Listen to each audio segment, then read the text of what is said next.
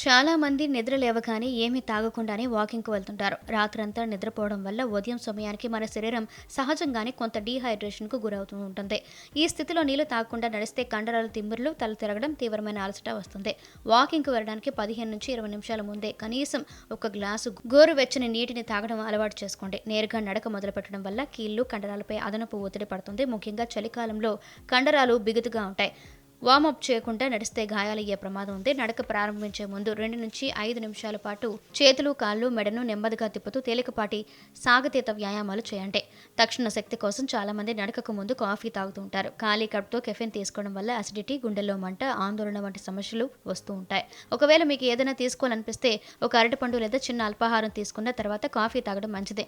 నడకకు వెళ్లే ఉత్సాహంలో కొందరు టాయిలెట్‌కు వెళ్లడాన్ని వాయిదా వేస్తుంటారు. ఇది చాలా ప్రమాదకరమైన అలవాటు. దీనివల్ల కడుపులో అసౌకర్యం కలగడమే కాకుండా మూత్ర నాళాల ఇన్ఫెక్షన్ వచ్చే అవకాశం ఉంది.